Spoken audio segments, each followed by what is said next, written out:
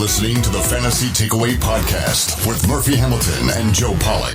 Proud member of the Full-Time Fantasy Podcast Network. Subscribe, listen, take home the title.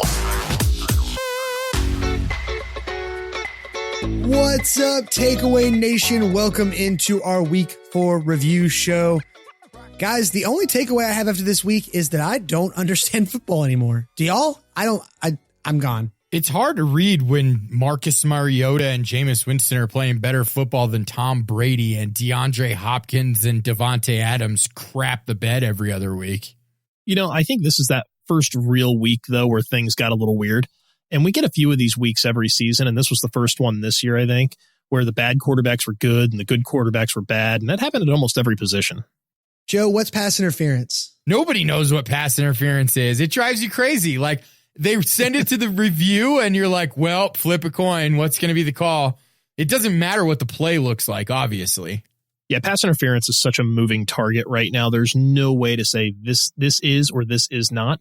And I think that'll get hashed out during the next CBA. I think we're going to see a few of these rules get addressed during the CBA negotiations because I think the players, the coaches, everybody's getting really frustrated with it. They just need to reverse course.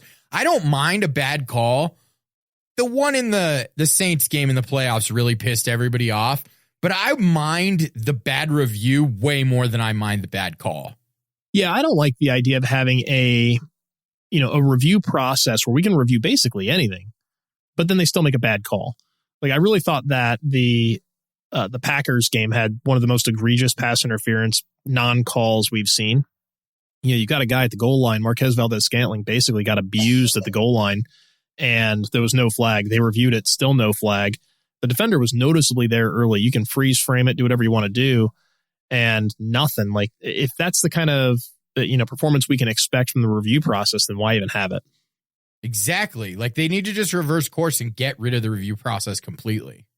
All right, guys, let's dive into this show. We got a lot to get into. Some news, our cheap date reviews, our booth reviews, our takeaways, and our Tapping the Wire segment. Guys, let's get started. News and notes from across the NFL. All right, first up, after a vicious late hit on Colts tight end Jack Doyle, Vontaze Burfict has been suspended for the rest of the 2019 season. Good riddance. Yeah, I'm over Vontaze Burfict. There's no place in the game for that. Yeah, I mean, there's a reason why this guy wasn't actually drafted. He went in the supplemental draft because he had a bunch of issues at Arizona State. And he's just brought those issues to the NFL. He's always been a dirty player. He's a multi-time offender now. You know, he's going to appeal this and he'll probably get brought back. But I think, that should be a shame on the NFL style move. He needs to go away permanently. He's a good, talented football player, but you can't let things like this happen over and over and over again, because at some point he's actually going to put somebody in the hospital, or even worse, he's going to put somebody in the hospital permanently or kill him. And that's just, you can't have that. I saw a stat out there. He's lost about $6 million in fines so far in his career. That's just ridiculous. And it's not enough either. No. Yeah, he needs to go. All right, next up, things in Washington are going from bad to worse. As of now, there has been no starting quarterback named, and there likely won't be a designated starter until Wednesday at the earliest. Guys, this sucks. We were clamoring for Dwayne Haskins, but holy cow, was he bad. Completely lost. Yeah, he looked awful. And now, granted, you can say, it was a bad situation, bad position. You're without, F1. He's not there. You can make all the excuses you want. Fact is, he wasn't doing a whole lot to read defenses very well. He showed some moxie, being able to get outside of the pocket a little bit and try to make a few throws, but he didn't seem particularly accurate. He didn't seem like he was making quick enough decisions. You can see what Jay Gruden was saying now, in that he's not ready. I watched one play specifically where there were 3 or 4 guys that were running open, and he stood there in the pocket and took a sack. Like, you just can't do that. Yeah, and he may be a little gun shy. Maybe he doesn't know what he's seeing yet. Again, not totally sure what's going on there, but Jay Gruden said pretty clearly that, Haskins wasn't ready. And if Colt McCoy was on the bench, Haskins never would have saw the field. It's one of those situations where I just watch him play, and I watched him play at Ohio State, and you'd see him throwing into these wide open windows because he had an amazing receiving core there. And he's not going to get wide open windows like that. And he obviously doesn't know how to throw into tight ones yet. Right. And I don't think that when he was being drafted, the Redskins were looking at him saying, man, look at the way this guy really pushes the ball into tight spots. They were probably imagining the way he was able to throw it to guys in motion. You know, hey, this guy's coming across on a drag or a crosser, and he can put it right in a spot so they can keep getting upfield. And he can do well with that, but they didn't position him for that at all on most of these routes. You know, they had a lot of these, post style routes or outside comeback routes, things like that, where he's got to put the ball on a spot instead of leading a receiver out into the middle of the field somewhere. And again, kid's not ready. He doesn't know what he's doing reading a defense. And the Giants, they're not the 85 Bears. So I don't think this gets any better if he plays against New England. It's really funny to watch him play against Daniel Jones because Daniel Jones is still a rookie, obviously. When we watch him, he commits some silly turnovers. He doesn't make the right read sometimes. But holy cow, is he more NFL ready than Dwayne Haskins? The consensus misread that one big time. Also, thank you, Twitter, for bringing up the moment where Dwayne Haskins laughed when Daniel Jones was drafted before him. That's just been golden. I think this should remind everybody, draftniks, fantasy football players, etc., for all the measurements and all the analysis and everything else that goes on. There's one thing that, especially with quarterbacks, that we can't get our hands on, and that's what's going on between the guy's ears. Daniel Jones is able to better process the information than Dwayne Haskins to this point, based on his own offense and based on his coaching, and it's showing right now on the field. I still think there's hope for Dwayne Haskins, though. He just needs a lot more development. Sure, he might be a project that's not totally completed. He might be 18 months away. Maybe it's not next season. It's the season after when he's really ready to go. But it might be too little too late at that point because Jake Gruden probably doesn't get through this year. Jake Gruden might not get through this week. He might be fired next week. Well, we talked about that in our group chat. We always kind of BS around back and forth during the games. And that's one of the things I sent to you guys midday. I said, well, bye, Jay Gruden. It's actually what I went to watch for last week was the countdown to Jay Gruden getting fired. There you go.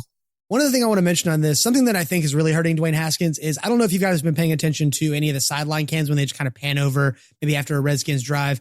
You'll see like Case Keenum and an assistant or a coordinator with that pad out, but you'll see Dwayne Haskins sitting a couple spots over on the bench, just staring off into space. I really don't feel like he's trying to prepare to be the starter. I feel like he's got in his head that he's going to sit the whole year or most of the year, and he doesn't really need to prepare like he's going to go in the game the next drive. And yet that happens every day in the NFL. He might have thought that he was better than that, too. He might have thought he didn't need to prepare until he got in the game and was just completely lost. That's even worse. Ego can kill a quarterback. Yep. Yeah. Who else was like that?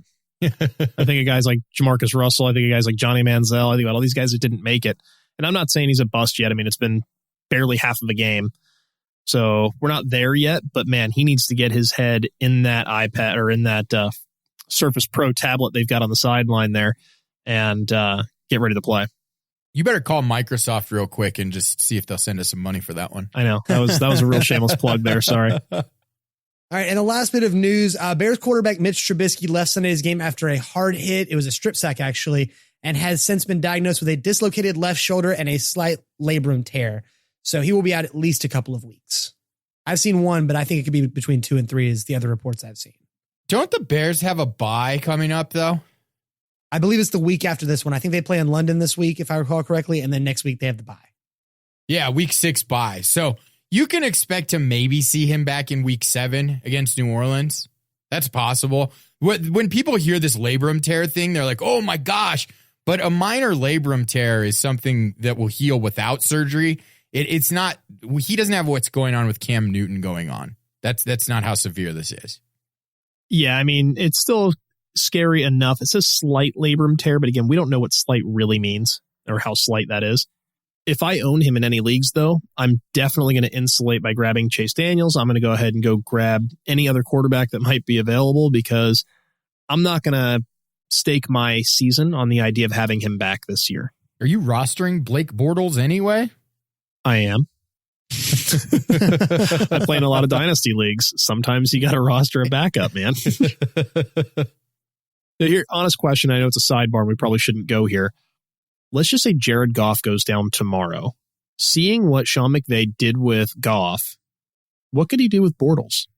That offensive line is going to have to play better for any of that to be really a consideration because they were elite last year, especially in terms of run blocking, and they've just been okay this year. They haven't been like a bottom of the barrel offensive line, but they haven't been good either. That's fair. All right, moving into our review from our cheap date segment last week. Let's start with my roster. I had quarterback Jacoby Brissett, scored 23.5. Running back Darrel Williams, 19.6. Hunter Renfrow kind of bombed it for me, 3.8. TJ Hockenson had 11.7 before he tried to hurdle a man and hurt himself. And the Bengals defense is still playing right now. The jury is still out. So far, 58.6. I think you're going to win this thing, and I'll give it to you. But considering the fact that I suggested Darrel Williams to you, I'm not going to not play the Gardner Minshew drop for you. All right, Joe. Man, vicious up in here. I liked your quarterback play, though. Like, your whole roster was pretty darn good. If TJ Hockenson hadn't left with that concussion, there would have been a chance for even better production. Yeah, for sure. I think he was doing pretty well that day so far as well. And it was a high-scoring game, just like I said it was going to be. So, I mean, if you had this in your cash lineup, currently you're at like right around 3x, you'd be pretty happy about that, especially in a week. I actually placed in a tournament and won money with a garbage team. So this was a really low-scoring week for DK scoring. Now, Murph, what I gotta let everyone know here on your roster is that I think it's really good from a process standpoint. You followed a really great process, and this is kind of what you have to do every given week, right? So you went after guys in high-scoring games. It didn't work out for everybody. You know, like Hunter Renfrow, 3.8 points, but I feel like that was still a really good play. And based on all the information we had pregame, he was a great play. You would have loved to have seen a little bit more production out of him, but man, if he shows up to play, that lineup really crushes. I like this whole group quite a bit. And you can't possibly know that the guy who John Gruden didn't know the name of before the week started is going to be their high scorer at the wide receiver position. Like Trevor Davis, who knew Trevor Davis was going to go ham like that? Trevor Davis knew Trevor Davis was going to go ham like that, Joe. Maybe. I don't even know if he knew he was going to see the field. Yeah, sorry, I'm calling bull on that one. I think he was just as surprised as the rest of us. All right, Joe, let's jump into your roster. You had Matt Stafford, a nice 24.4 points. Chris Thompson got you 10. Will Fuller got you 5.3. Will Dissly did pretty well, 18.7. And the Falcons defense did what the Falcons defense does with 0 points. Yeah, Marcus Mariota did what Marcus Mariota doesn't do. Like, he's been a solid quarterback so far. Who'd have thunk that? I had no idea. I really did not expect to see what we've seen out of him thus far. He hasn't been a world beater by any means, but like, decent quarterback. Do either of you remember what Derrick Henry's ADP was going into the season? Was it third or fourth round? It was moving around quite a bit. I think by the end, it ended up in the third round. I think he might end up being a pretty good value the way that team's going, the way he's running with that offensive line, and they're getting players back. So I didn't expect their defense to be quite this good. Their defense has really allowed them to play tempo in the way that they wanted to last year and the way they did at the end of the season. Yeah, they're getting just enough pressure up the middle with guys like Jarrell Casey and that secondary. I mean, they've got a lot of really good players back there. It's not like we're talking to a bunch of guys that are playing, over their heads. They're actually out there playing at a level we expect them to play at. Guys like Logan and, Dory Jackson and Kevin Byard and the other guy that they picked up from New England that won them the Super Bowl. Oh, Malcolm Butler. Boom. Yeah, they've been pretty solid. Side note here on this lineup, Will Fuller. How concerned are we about Will Fuller? Kenny Stills went down in this game in a point where they still needed to pass the ball, and Will Fuller still did almost nothing. Are we more concerned with Will Fuller or more concerned with Deshaun Watson? Yes. And that's, you're talking about impacting Fuller, you're talking about impacting DeAndre Hopkins, and that's actually killing a lot of owners because you had to take Hopkins early. He was a first-round pick, no matter, like, if you're in an 8-team league, he was a first-round pick. Barely, but yeah. It's terrifying. Like, what? You can't do anything. You might be able to trade him on name value. I would consider that with the way that offense looks. Yeah, something's got to give there. Deshaun Watson, he just looks awful. I don't think I've actually seen him play this poorly in any 4-game stretch prior to this. I mean, being healthy, of course. But man, he just doesn't look good at all. He's holding the ball way too long. He's not letting his guys make plays. He's not finding. Usually he's good at finding D-Hop, letting him get up high point a ball and make some big plays. And he's just forgotten how to do that. I don't know what's going on there. It's weird. It seems like the chances he's taking the balls aren't good enough to really get it there either. Right. All right. And finally, Jeff, your lineup: Daniel Jones, 14.3, James White, 13.8, DK Metcalf, 1.6, which hurt me as well. Killed me in a matchup. And OJ Howard with 6.3. Titans defense finishing with 11. They did pretty good for you. Yeah, I mean, the interceptions kind of hurt me with Daniel Jones. It's his second career start. It was probably a little ballsy getting out there and taking him. James White, I did like it, 13.8. Yeah, it's sub 3X, but the game really didn't flow the way we expected it to. I think more than just the three of us were expecting New England to kind of roll over Buffalo and have the back end of that game look a little bit different. DK Metcalf at 1.6, you have to follow the process. So I took a team and a player where Arizona just doesn't play defense. And so I went ahead and took DK there, just assuming maybe a touchdown. And that would be enough to maybe make the day, maybe a couple catches here and there. And he had a couple targets in the end zone, just couldn't get there to make the play. Also, he was really hurt by that defensive touchdown that happened early in the game because it put them in a situation where they were playing in a significantly positive game script for Seattle. And you just can't really expect that. Like, you have to expect that game's going to be at least a little bit close for the first half, or the passing weapons are going to get involved, and neither of those things was true. Right. All right, guys. So final scores minus my defense: Jeff with 47, Joe with 58.4, and me with 58.6, squeaking out a victory.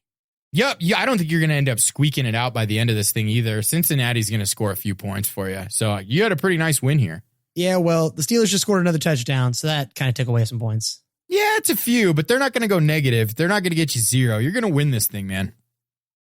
Booth Review. All right, guys, it's time for our Booth Review segment. If you missed our last week's show, we finish up every Thursday with our What to Watch Fors. Just some quick hits about things we are paying attention to during the weekend. Joe, what is your first Booth Review? My first Booth Review was from Thursday, and I was watching that Packers offense to see if they'd get rolling again, and they did. Aaron Rodgers looked great. Davante Adams looked great, but he did leave with that turf toe. I hope that that's not a long-term thing. Maybe he'll be back in their next game, maybe two games from now. But that Packers rush defense was really the issue in that game, right? Oh, yeah. It was horrendous. Like, that Jordan Howard was just running up the middle for gash plays over and over again. If they can't get that figured out, the Packers are going to be in a lot of trouble.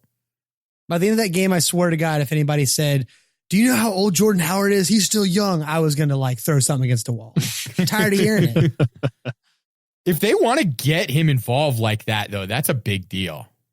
Well, they just made Jordan Howard look like, I don't know, like Herschel Walker or something out here. It was pretty rough for that defense. But I mean, I don't expect that to continue. I think they'll right the ship. I think defensively, they weren't game planning for Jordan Howard. I think they were looking for Miles Sanders.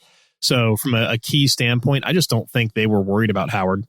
And he made him pay. Big time. All right, Jeff, you're up. What was your first Booth Review? You know, I was waiting for that Sunday night game. I was really, really looking forward to the Cowboys and Saints, and they didn't disappoint. I mean, that thing went late, and the Saints, came out with the upset, and that was great. I think that's a wake-up call for the Cowboys. I'm really expecting that team to rebound and kind of snap back, even with the potential loss of Tyron Smith. That whole squad needs to really gel and coalesce a little bit more before they can be a contender in the NFC. What this means for the Saints, though, is that they're number 1 in the NFC South. And even though Tampa Bay won, there's still a game behind the Saints. And when Breeze comes back, if they still have a game lead or if they're tied for the lead in the NFC South, I would expect them to end up running away with this division and going ahead and setting themselves up for home field advantage. Man, at this point, I'm really not sure. I mean, the Bucs just won a really hard-fought game on the road against the Super Bowl contending Rams. That's got the Rams' offense is garbage this year compared to what it has been, though. Jared Goff. So this is what's going on with that Rams team. Jared Goff can't read defenses, and teams are waiting to show their cards until after the 15-second mark where Sean McVay can't call audibles into him anymore. I don't know how you fix that, man. Jared Goff has to be better, or this team's going to struggle. They're not going to be the offense that we expected them to be. Sean McVay has been figured out on some level. And a big part of that is just saying, okay, hey, look, we're going to sit back and we're not going to show you what we're doing until that 15-second marker. We're going to go ahead and take away, Jared Goff's quick, easy read, and we're going to make him go to his second and third progression because he doesn't do it well. And even though he threw for 517 yards, he still didn't look particularly good. And that's going to be a story for the rest of the season, I think. Sure, and everybody seems to be throwing 6 defensive linemen in the gaps, and they just can't run that outside zone. Like, Todd Gurley's looked good in the snaps that he's had. He's looked like a pretty darn good running back, maybe not elite, but the plays that they ran last year where he was gashing people just aren't there. Yeah, I wonder how this kind of cascades through the rest of the NFL, considering the gold rush there was for the next Sean McVay and trying to get everybody who's ever been within, sniffing distance of him. It suddenly got a head coaching or coordinator job. I'm interested to see how defenses react now to all of these different guys. Yep. All right, well, I guess it's my turn. Guys, that Bills-Patriots game. Where do I even begin? It was much closer than I expected. The Bills impressed me. I mean, they lost, but I was expecting like a double-digit loss, like something crazy. And you know what? It was a very close game. I think if Josh Allen hadn't gotten hurt, it would have been even closer because while Barkley looked all right, he doesn't have the legs. So there were a lot of things to really unpack from this game. I think the Patriots later in the season don't circle the Bills as an easy win. I think they're going to know that it's going to be a defensive struggle again. My main takeaway is Frank Gore a real human being? No, he's definitely bionic at this point. Yeah, he's a cyborg. He's certainly a cyborg. You can't be that old and be that productive as a running back. He still doesn't look that good, but doing what Frank Gore does, he hasn't lost it at all. Frank Gore has always been that guy who falls forward for 3.5 yards. Yep. That's what he does. It's what he's always done. Didn't matter if he was 24 or 34. He's done the exact same thing. And that's why he's number 4 all time in the NFL in rushing. All time. Just drink that in for a second. Number 4 all time rushing is Frank Gore. Speaking of NFL records, can I take a second to talk about my boy Larry, number 2 on the all time receiving list? That's a fun one. Yeah. Yeah. I heard he got a nice message from Tony Gonzalez too. That's like a good moment in the NFL. And Jerry was on the sidelines to congratulate him. He said he called him the GOAT. Yeah, because he is. Well, no, Jerry Rice is still the GOAT, right. but the GOAT is allowed to call the other guy a GOAT. That's fun. Oh, yeah, for sure. Yeah, I think that's actually that's a great moment. And those are the things that I think the NFL needs to really embrace and kind of publicize and make a bigger deal out of it than it is. Because right now we don't see enough of those good things making their rounds. It's not in the NFL publications. It's not in the NFL commercials. I think some of those heartwarming moments need to be a part of the story. Yeah, I'd much rather be paying attention to a feel-good story than thinking about the dirty, dirty hit that Josh Allen was dealt that knocked him out of this Patriots game. Like, come on. They might win that game if Josh Allen doesn't leave with a concussion. That was dirty. Let me ask you all this. I brought it up in our Admins and Mods group chat because of a post I'd seen on Facebook. If, the Bills safety had hit Tom Brady like that, would there not be like suspensions and ejections? Massive fine and suspension, 100% for sure. Whereas the Patriots player got a minor fine and not ejections, just an offsetting penalty. I thought he should have been ejected when I saw it. Me too. Yeah, well, I mean, it's the Patriots. Of course, he's not ejected. I'm really excited that 2 Patriots staffers had to be escorted off the field during pregame warmups because they were loitering and watching the Bills warmups in pregame. One of those assistants happened to be Bill Belichick's kid. Spygate Part 2. Yeah. Well, I mean, I just think it's weird that it's always the Patriots. They're always trying to push the envelope. They're always trying to do stuff. And, they need to get more than just a slap on the wrist. So they really need to get a right cross here to prevent this kind of crap from continuing to happen, whether it's a dirty hit like that or loitering to spy on the other team or whatever else they do to try and manufacture their edge. All right, Joe, off our little tangent, back to you.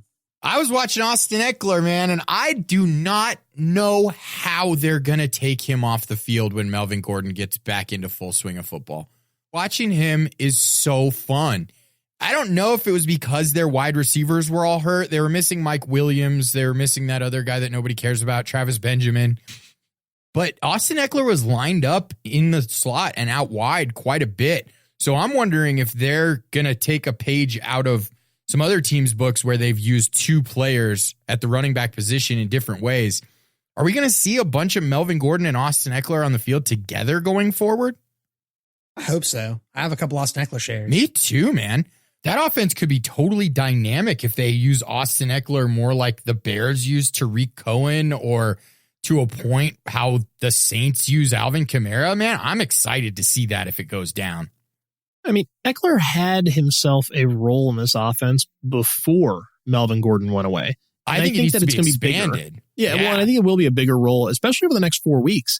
Don't be shocked to see Melvin Gordon almost playing, I don't want to say second fiddle. He'll be the starter and he'll be out there rolling, a ton of snaps. But I would expect the touches to still lean towards Eckler until they really get Gordon back up to speed. Because they're not going to roll him out there and hand him the ball 25 times. That's just irresponsible, and they'll end up blowing the kid up. You know what, Jeff? I actually skipped you by accident, so let's roll back to you. What was your second what to watch for? I was looking forward to the Browns. I wanted to see them right the ship against Baltimore, and they did just that. They've got a really rough stretch coming up, and San Francisco playing at home on Monday night against Cleveland. I think we get to see who the real deal is here. The Niners are 3-0, and I don't know that it's a convincing 3-0 personally, and I'm a 49ers fan. Then we watch Cleveland. Which team are we going to find? Are we going to find the team that got blasted by the Titans, or are we going to find the team that put up 40 this past week against a really good Baltimore defense? The San Francisco game, I think, is going to be that pivot point to let us know just who this Browns team is. Man, side note, with all those injuries in the secondary for Baltimore, I had Odell Beckham in my cash lineup. Man, if I would have just read that as this is a Jarvis Landry week, things would have been amazing. Well, why would you? You can't. There was no reason to do it. Like, the process was good. It's just you hate to see something like that go down because OBJ was garbage and Landry raked. Well, and this is the thing, we always talk about the players we're going after and all these little reasons why, but it's really important to have that process. So the thing we really need to impress upon everybody who's listening is have a process, understand what you're going after. It's okay to attack teams that are weakened. For me, I was looking at, obviously taking Odell Beckham and Jarvis Landry, or whoever else I could against the Ravens banged up secondary. But I also loaded up on Hollywood Brown against the Browns secondary that was beat up. No Morgan Burnett, no Denzel Ward, no Greedy Williams. Didn't yield me any kind of positive results, but when do you not attack that situation? You always should, because it'll work out more times than not. Yep. So while we're still in this game, we've talked about kind of egregious hits, and we brought up Odell Beckham Jr. Did you guys see Marlon Humphrey choking out Odell Beckham Jr.? Because that was interesting. It was interesting. Yeah, that was crazy. Interesting is the word I'll use. Yeah. All right, let's move into my last what to watch for. And we talked about at the start of the show, the Redskins, Jay Gruden on the hot seat. And honestly, the countdown is even stronger. The Giants looked much better than they are right now against a terribly coached Redskins team. The Redskins still have a little farther to fall. And I'm really just curious if Gruden is around to see the whole fall. If he's going to be fired in 2 weeks and they stumble down to rock bottom by week 9 or week 10, or are they going to let him finish out the season like an idiot and just move on at the end? It seems like Jay Gruden doesn't know what he's doing, but also that team is kind of devoid of talent. If you don't have Terry McLaurin out there, like, who are you throwing the ball to? The offensive line is kind of in shambles. Vernon Davis is Vernon Davis. Like, it's just not a very good football team. And even defensively, they've put so much into that defense in terms of draft capital, and it's still bad. Yeah, this whole team's a mess. And I know I kind of beat up Jay Gruden quite a bit, but it's not all his fault. I really blame the entire Redskin front office organization. I think Daniel Snyder is a terrible owner. Bruce Allen is an awful whatever it is he is, because he doesn't know how to manage personnel or bring in the right people. I don't know if that's Doug Williams. I don't know if that's Bruce Allen. Either way, they're both terrible at it. They're just not bringing in the right people, and that includes coaches. I would expect for Jay Gruden to be fired whenever the Redskins bye week is. I don't know offhand when that is, but that's my current prediction. Week 10 is the answer there. I don't know if he makes it that far, man. Phew. Well, I feel like if you're going to fire your coach, and this could be way off base, but if you're going to fire a coach, you do it during a bye week so you get a few more days to prep with the interim staff, or at least the interim head coach, so you can get reorganized. So maybe it's week 10, or maybe they've got a couple of games coming up here. They play the 49ers on 10-20, and then they have the Vikings on 10-24. Maybe right after that Vikings game. So we could be talking another month here of Jay Gruden. Does that put us at week 10? That's week 9. Week 9, they play the Bills in week 9. Week 9. Okay, so there you go. So you can get rid of Jay Gruden right at the trade deadline. Fair enough. The takeaway. All right, our next thing at the takeaway, new one for this season. We're basically going to go over things we noticed that weren't for our what to watch fors last week. I'm going to kick it off with a question to you guys. Are the Lions a good football team, or are they a lucky football team? I don't know. They had that tie in week 1. They won week 2 and week 3, and then they somehow managed to make it a good game against the Chiefs. I'm so confused right now. I got no clue, man, because like look at week 1, they almost totally threw that game away to Arizona. And then in week 2, like Phillip Rivers looks like a wet fart and that offense can't get going at all. Then the Eagles can't get out of their own way, barely squeak it out against them. And Patrick Mahomes doesn't look like Patrick Mahomes in his first dome game ever. Man, I don't know. Yeah, I haven't decided yet if that defense stopped Pat Mahomes from scoring touchdowns or if Pat Mahomes stopped Pat Mahomes from scoring touchdowns. The whole thing has got me perplexed. I have no idea what to make of Detroit right now, and I'm really scared to play players against Detroit or to sit players against Detroit. Or to play Detroit players, because sometimes they're amazing and sometimes they're just okay. Like Kenny Golladay almost had an insane day this week. That was the example I was thinking when you said that. I was like, oh, it's got to be Kenny Golladay. Yeah. I mean, Kerryon Johnson was pretty darn good too, except for that goal line fumble. If he doesn't fumble at the goal line, that's an insane day for him too. Yeah. Well, and the complexion of that game might even be a little different too. You know, turnovers getting guys' heads pretty badly and pretty quickly. So it can certainly hurt your momentum. I mean, it's a 14-point swing too. Right. All right, Joe, you're next. What's your takeaway? It's just been a wild ride through 4 weeks, man. Like, look at the top 10 QBs in week 4. They included Winston, Stafford, Mariota, Brissett, and Flacco. If you could make a parlay on that all those guys are going to be in the top 10 and win so much money. And then just listen to the top 10 tight ends this week. Hooper, Disley, Graham, Seals, Jones. We got Kelsey, obviously. Everett, Ertz, obviously. Andrews, Brait, and Waller. Hooper is the tight end 2 so far. He's an elite play. Could we have expected that? I mean, not at all. And then just look at the wide receiver position. It's absolutely bonkers. The Buccaneers have 2 top 5 wide receivers. Did you see that come in? We did. We have an episode, and we had some Twitter information on that as well. I feel like I've heard this story before. I think we were talking about Godwin as a high-end wide receiver 2, though. He's the wide receiver 4 right now. Well, it is only week 4, but True. Still, I think the offense has positioned itself now in such a way that this is consistent now. We can expect Godwin and Evans to both be very productive. One of them, any given week, is going to pop off for 25 to 40. We saw it with Godwin, and we saw it with Evans the week before that. Both of these guys are super dangerous, and if you've got them, you're feeling pretty good about right now. The other one that's crazy is the Broncos have 2 top 15 wide receivers right now. How about Cortland Sutton right now? Yeah, he's getting a massive target share. I saw a stat that he's on pace for 128 targets this year. That's huge. And 1,200 yards. Yeah, that's nuts. Yeah, I really like the other part here is the guys that aren't in the top 15. The Texans, Browns, Patriots, Packers, and Vikings have 0 wide receivers in the top 15. Adams is the only one in the top 20 from any of those teams. These things will always regress back to the mean, to use the Jeff Ratcliffe phrase here. I think it'll all start to balance out soon. And again, I use the term I think, because that's right now all we can do is we can just think about these things, because none of the data that backs up, if you go back 3, 4, 5, 6 years, there's nothing that tells us that this is how the season was going to start. Now, granted, when we get to the end of 16 games, we may forget all about this weirdness because it may just fade away. It's the most likely scenario. Like, we're not going to see Godwin and Evans end the season as wide receiver 4 and 5. I would put money on that. I would not be surprised to see them both finish in the top 12 to 15, though. Sure. And that's what we said before the season. Right. And we got lambasted for it. Yep. Don't worry, Twitter. We see you. We're going to title this episode The Petty Episode. Yeah.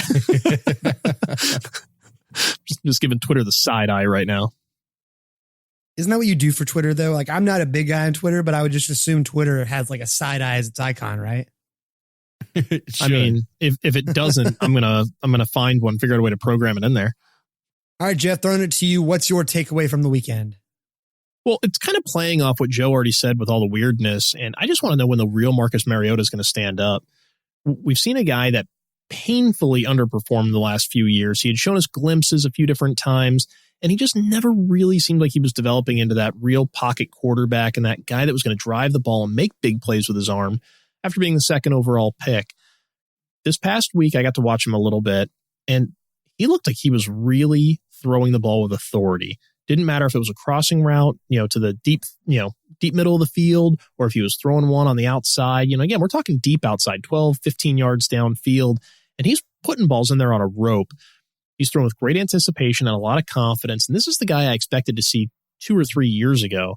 If he keeps playing like this, he's going to get himself a nice big contract, and we might actually see some real fantasy production out of guys like Corey Davis.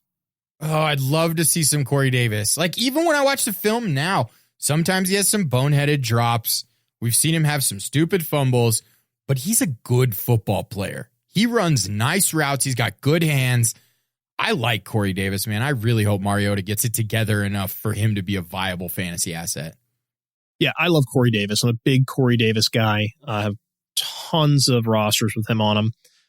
I think A.J. Brown's a guy that everyone's going to be trying to run to the waiver wire for this season, though, or this week, maybe even next, and they're chasing touchdowns. I would definitely let somebody else blow up their fab for him, unless you're particularly desperate, because he's really, really touchdown dependent.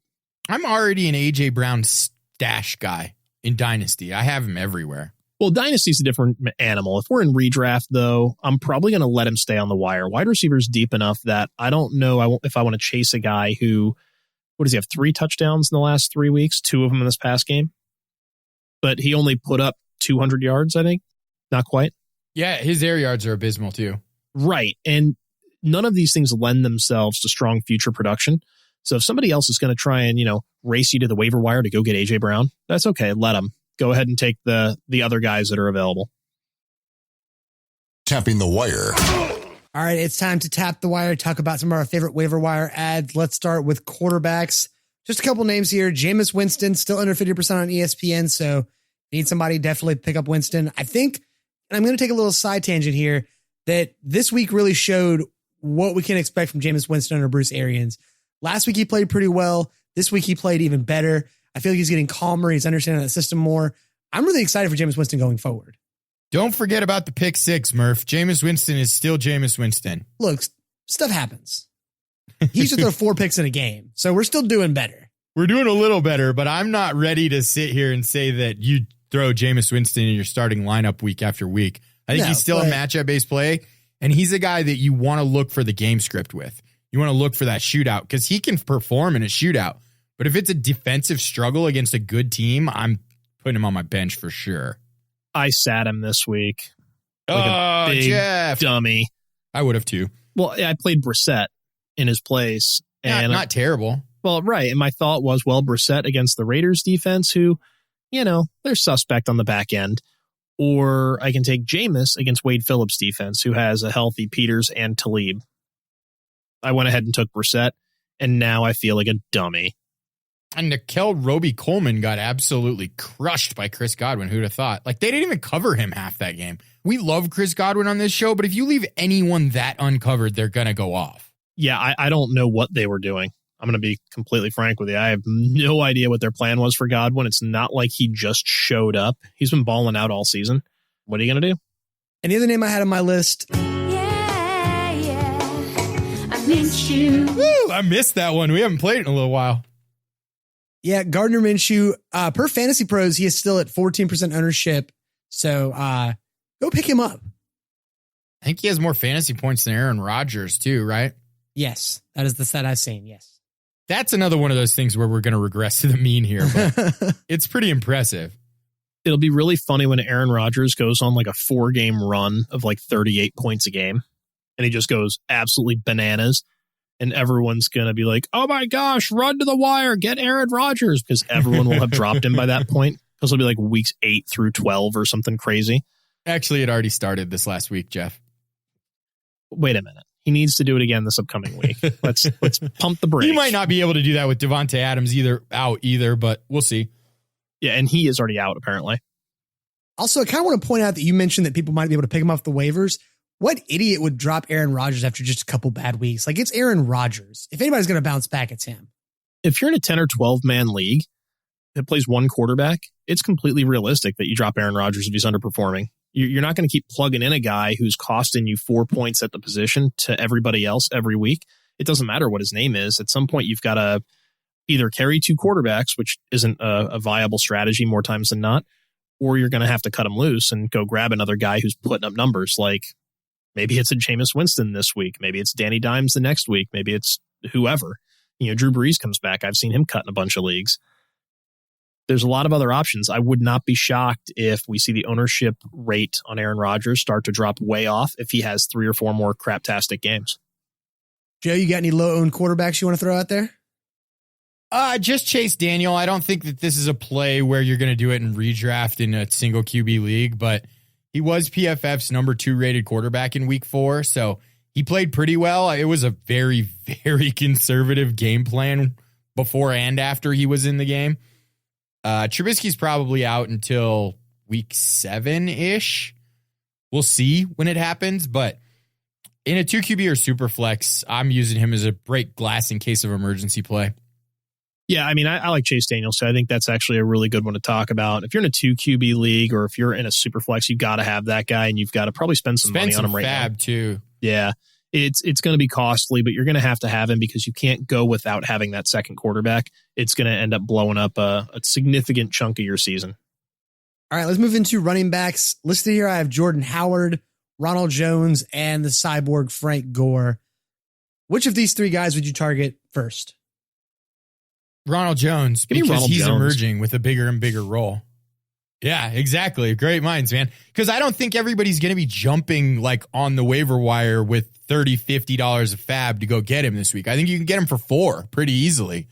And I think he might end up being the guy that emerges at the end of the year. Yeah, I always try to take ascending players. Now, granted, Frank Gore is old, reliable. Jordan Howard, I'm not chasing points, and I'm certainly not chasing touchdowns. He looked great against Green Bay, no doubt about it. But that offense is not predicated on Jordan Howard. They love to take whoever the hot hand is at running back. And next week, it could be Darren Sproles. It could be Miles Sanders. It could be none of the above. And Carson Wentz is out there slinging it to God knows who. I just don't love it. Give me Ronald Jones or give me Frank Gore. You don't blow your whole fab budget on Jordan Howard or Frank Gore for the same reason that you don't play Case Keenum in DFS this week. There are guys behind them that the teams want to have emerge. And right. If they do, you're sitting there having spent $50 out of your fab budget on a guy that's sitting the pine. Right. All right, Joe, what about low-owned guys? I don't actually have any for running backs. I'll get some on wide receivers and tight ends, though. Gotcha. All right, then let's move into the wide receiver position. Mohamed Sanu had a pretty good week this week and is getting consistent targets. Cole Beasley in PPR is a pretty solid monster. Hasn't scored a touchdown yet, but still double digits most of his games. And Kiki QT with that Stills injury is a name to watch. If Cole Beasley is out there and you're wide receiver needy, you should have picked him up 2 weeks ago. So do it now. Before it's too late. Yeah, because, I mean, he's not a huge ceiling guy. And especially if Josh Allen misses some time with this concussion situation, I think the ceiling is a little bit lower. But, it might be a conservative offense with Matt Barkley, and he might blow up a little bit. I think he's a guy that even if you're not starting him, you should own him just in case, because one of your guys might go down and he's pretty safe for that 8 to 10 point floor. Yeah, I like Beasley. He's always going to be that guy that's on the fringe of your roster, though. You're going to have him. You're going to grab him. You might use him here or there, but he'll always be probably the first guy cut. But certainly worth having right now if it is going to be Barkley. So just monitor that situation closely. All right, Joe. So low-owned guys, you said you had a couple for wide receiver? When I go and I look at that Miami Dolphins offense, I do want to throw up a little bit, but Devontae Parker is 4th among wide receivers in air yards at this point in the season. He's not a great receiver in my opinion, but he's a guy that you've always just kind of hoped he'd explode for most of his career. And so if you have a deeper league, you've got a spot on your bench, I think it's worth putting him on there as a flyer. Preston Williams, same team. Similar argument. I think that there's a chance that either of those guys emerge. And at the beginning of that Chargers game, Josh Rosen kind of showed some signs of life. He wasn't great, but he had a few good throws early on. Yeah, the game was actually closer than it should have been for much of the first quarter. And that made me sad because, of course, I had rostered the Chargers defense in all my DFS lineups because, well, my strategy is play the defense that's playing the Dolphins. But they played well. I mean, they looked okay in the first quarter, and I think that team might be starting to kind of maybe coalesce a little bit. They didn't play well the whole game. I mean, they lost, and they weren't good on the whole, but they're looking less bad with every passing week. So that might be good news for everybody on that offense. All right, and finally moving into tight ends, I have Will Dissly, Dawson Knox, and Jimmy Graham. Joe, am I getting the stat right? Did Will Dissly have a 65% snap share this week? Bigger, actually, 79.4. But I think snap share matters even less than routes run. His routes run per snap went up by like 30% this week. So he's a guy that's getting involved in that offense. And I don't think every matchup is going to be a total gimme like this Arizona one was. I think he's getting involved. If he's out there on your waiver wire, I think you pick him up and you start him. I think he's plug and play right now until further notice. He's actually not on the wire in any of my leagues. He shouldn't be. He should have gotten picked up last week at least, but he looks great, man. Yeah, I went to go get him. I had Kittle on a bye in one of my leagues, and I missed him. I missed him, and I missed another player I was looking for on the waiver wire. I was very, very sad. The two guys in front of me snatched up both my guys. What do you think about Dawson Knox? 2 decent games in a row. Seems to be emerging in that offense as somebody they're using. Yeah, we're talking about him in the preseason a little bit. Yeah, and we mentioned him on that lower owned situation last week. It seems like he's getting involved.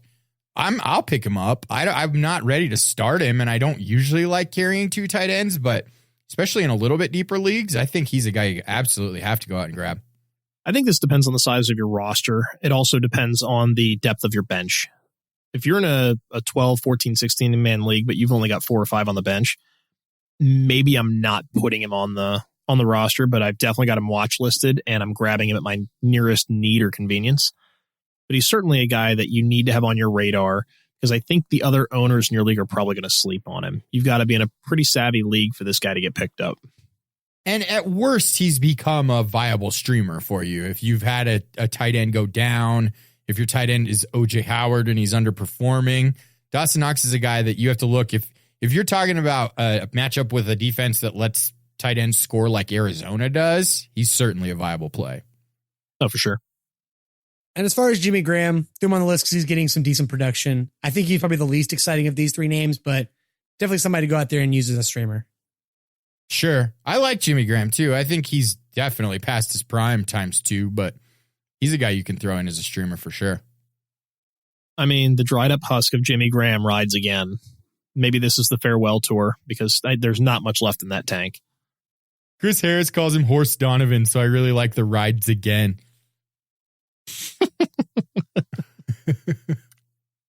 All right, Joe, before we get out of here, any low-owned tight ends you want to mention? Yeah, fill it up again. Noah Fant. He scored a touchdown. He's got yards after the catch.